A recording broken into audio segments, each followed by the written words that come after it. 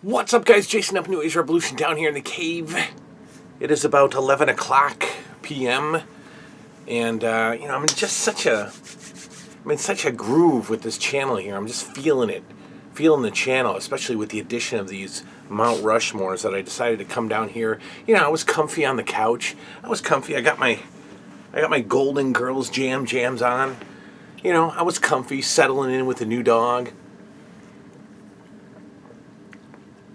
Her and I cuddled up on the couch, and I decided, don't stop now. Come on down to the cave, and let's do another one. So we're going to do another Mount Rushmore because they are hot on the channel, and they're bringing a lot of new people to the channel, new subscribers. So what I want to do real quick before we get into the Mount Rushmore episode, some people are asking for Vintage Horror Night. Where is Vintage Horror Night? And I almost did one tonight. The kids are upstairs sick. They're all in bed sleeping. This whole house has been sick for a month. I got the downstairs to myself, but I didn't have anything to cook. And I won't be able to get a whole movie in tonight. So I'm chomping to do Vintage Horror Night. I'm missing it. So this week there will be a Vintage Horror Night up. And that's where we hang out, we cook some food together, we eat a meal, and then we sit down and watch a horror movie, talk about it, and whatnot. It doesn't, we might include non-horror movies, but I think we'll keep it to horror right now. That's coming. That's going to be back on the channel. I don't just want to do Rushmores, but they're so hot right now that I just want to keep going with them. And I can't thank all of you enough. The last video I said, I need some ideas. And yes, John Feely, the author, needs ideas. Yeah, that's right. It's okay. And you gave some good ones. So all of you guys have given awesome. I mean, we've got enough suggestions to do Mount Rushmores for the rest of the year. So that's great. We'll do that. We'll do Vintage Horror Night. I don't know. The channel just keeps going in weird directions. I love it. It's great. I'm having a lot of fun. And then I'll talk a little bit more in depth about the Brian's Wrestling Collection get-together in Maryland, Glen Burnie, Maryland, at the end of May, a couple of days after my birthday. I'll be going out there, kind of like an official first appearance for me. I'm on the docket. I'm on the bill. I'm on the card, if you will. So that's going to be a lot of fun. Anyway, let's get into the Mount Rushmore of WWF finishing maneuvers of the 80s. That's right. I don't think the art of the finishing maneuver is necessarily lost. I mean, there's even modern wrestling is loaded with finishing maneuvers. Everybody has a finishing move, but I think they've had to get more and more intense and more flippy and more over the top to be considered a finishing maneuver now. And in fact, I've noticed that finishing maneuvers of the day, finishing maneuvers of the 80s, are almost like just regular routine moves of today. So I think the finishing maneuver has gotten to be more complicated nowadays. We've got to keep switching it up and making it more intense because the old power slam from the Junkyard Dog just isn't going to cut it anymore, right? Well, that's why we sit here on this channel and we talk about yesteryear, because it was the good old days, the time when a finishing maneuver didn't have to be a Canadian destroyer reverse backflip, pile driver tope suicida. Anyway, let's do it. The top four. Here we go. The Mount Rushmore of WWF finishing maneuvers of 1980. We cannot have a Mount Rushmore talking about finishing moves of the WWF of the 80s without including the Hulkster. I mean, come on, guys. I have no shame no shame in telling everybody that I was absolutely a Hulkamaniac as a kid. How could you not be? It's what introduced us all to wrestling for the most part. And yeah, I know that in some circles it was cool to hate the Hulkster. I mean, maybe if you were a NWA fan, or maybe grew up in the southern part of the country where NWA was more prominent. Maybe you looked down on the WWF's cartoony style, so maybe you weren't a Hulkamaniac, but I was, proudly. And the Hulk Hogan leg drop, until the Ultimate Warrior kicked out of it in 1990, the leg drop ended the match. So as a kid, as an 8-year-old, 9-year-old, 10-year-old kid, there is still the chance that Hulk Hogan loses a match, loses the title, right? I didn't know any better, right? I didn't know that there was no chance he was losing the title anytime soon. He was just too much of a financial, gain for the WWF. You're not going to take the title off your main guy, your main marketer, right? Everything that the toys are centered on. I didn't know that. So when he fought Kamala or Cowboy Bob Orton or Roddy Piper or Paul Orndorf, I thought, hey, there's a chance the Hulkster could lose the belt.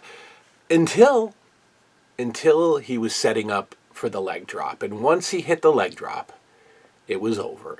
And I truly had many pop moments, many jumping out of my chair screaming moments as soon as he would hit the big boot and hit the ropes for the leg drop, because you knew it was over. You knew that the Hulkster was going to prevail.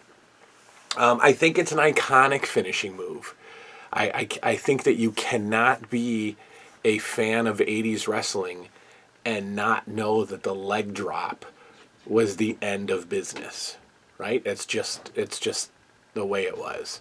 The leg drop was like the most recognized finishing maneuver in the WWF in the 80s. I believe. It's just Hulk Hogan, right? So, number one, Hulk Hogan's leg drop is on the Mount Rushmore of WWF finishing maneuvers of the 80s. The second is, I say this guy, I would have loved to have talked to him. These interviews that I've been doing, I would have loved to have talked to this fella, but sadly he passed away. I did have a very, very, very interesting fan experience with this guy about 6 years ago when I saw him at the Hall of Fame dinner in Amsterdam, New York. Bought him dinner. I've told that story many times. But anyway, what I wish that I could ask him was, how were you so convincing as a, force of destruction within the ring? In fact, maybe I want to ask some of the enhancement workers that this guy worked with, how did you not, become hospitalized or concussed after taking on this guy? Because he seemed to be the stiffest wrestler in the land. He seemed to be really intensely angry and scary, and I was intimidated as a kid. And his finishing maneuver looked like it broke everybody's neck. I'm talking about Paul Orndorff's pile driver. Paul Orndorff's pile driver, again, an iconic image of 80s wrestling. Once he got you set up, Paul Orndorff just, there looked to be not a lot of protection in most of the pile drivers given. There are some where you can clearly see the guy's head really not getting near the mat. But Paul Orndorff just had you, and then he just seemed to leap up in the air and come crashing down. And man, oh man, there were so many pile drivers on Championship Wrestling 1984, 1985, where it just looks like, his opponent's head is just mush. And the neck is snapped in, 15 different parts. Paul Orndorff just was, I don't know. I can't call him stiff because I wasn't in the ring taking the shot, so I don't know if it was stiff. Looked stiff. looked rough. Looked like Paul Orndorf legitimately wanted to kill, especially the enhancement workers, the job guys, whatever we want to call them. The Rudy Diamonds of the Rudy Diamond. Go watch Paul Orndorff versus Rudy Diamond, and tell me that he does not murder poor Rudy Diamond. That's like from early '84. So the Orndorff pile driver, very, very, very intimidating, destructive-looking move. And again, a move that is no longer a finishing move. It's just not. I guess the Tombstone pile driver, which looked very weak, very protected. I guess that was a big finishing maneuver for a while. But now we have a version of a pile driver, which is like, I guess it was first called the Canadian Destroyer, where it goes from like a sunset flip, both guys flip over, pile driver. Ridiculous. The Paul Orndorff pile driver, to me, Mount Rushmore of finishing holds, WWF 1980s. Another one that I think is vastly underrated, but this guy was on WWF television so much in '84, '85, and this move, I liked this move so much. I think finishing maneuvers can be great when they come out of nowhere. When they can be brought out quickly and end a match quickly. And this move really could come out of like just a whip into the ropes, a reversal, and when he hit it, it seemed to hit with such intensity, and I loved it. The Tito Santana flying forearm, or as Jesse Ventura would refer to it, I think, as the flying burrito, which is just so stupid and so racially, the cliche racially insensitivity of the 80s, of 80s wrestling anyways. But the Tito Santana flying form, I loved it because, again, it could simply come out of a reversal.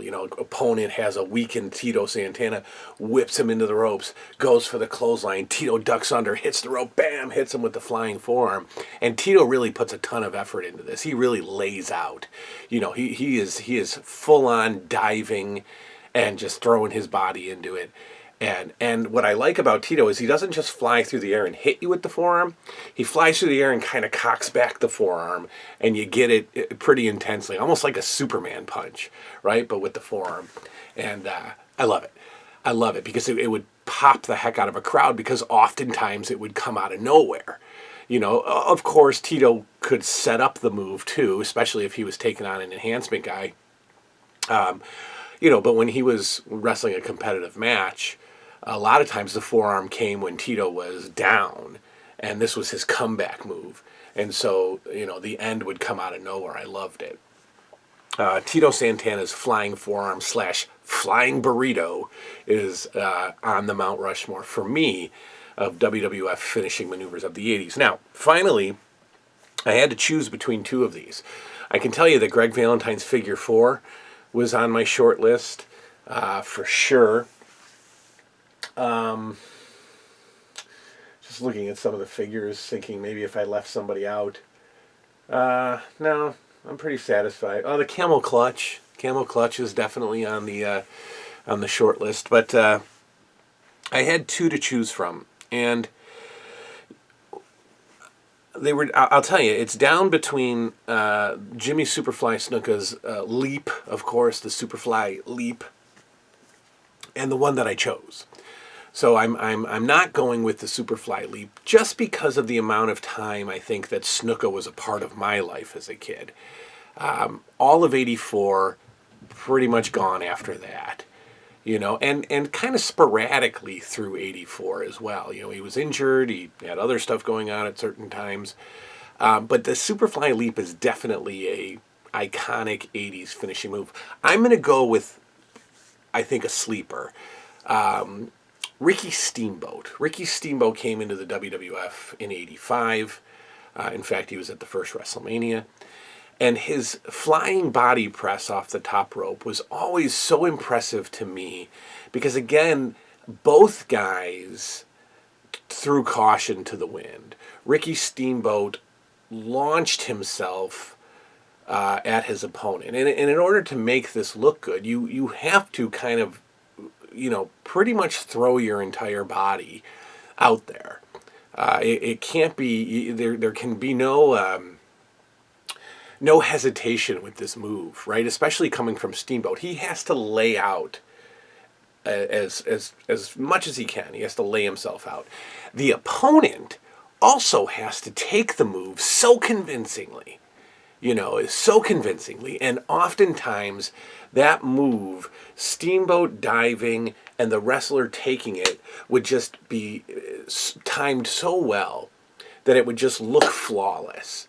And, both guys would hit the mat, and it looked like the opponent's chest was just destroyed under the 240-pound Steamboat. And it would always get the 3 count. I loved it. And it's such a simple throwback move, right? The flying body press off the top rope. Such a vintage move. But this move, Steamboat is an artist. Steamboat is like the top 5, top 10 wrestlers of all time for in-ring talent, right? But that move was just flawless when it was done perfectly, and often it was. Most times it was done perfectly. And again, I love the simplicity of it, but the give and take that went into it, I think, was amazing. I just think it's a beautiful finishing move. Where's Randy Savage's elbow drop? It's on one of your top 4s. It's on one of your Mount Rushmores. It could have easily been on mine, but I wanted to give some love, obviously, to Ricky Steamboat and Tito Santana. So that's my top 4. That's my Mount Rushmore of WWF finishing maneuvers of the 80s. As always, let me know what yours were, will be, I don't know, whatever. Hope you enjoyed. Good night now.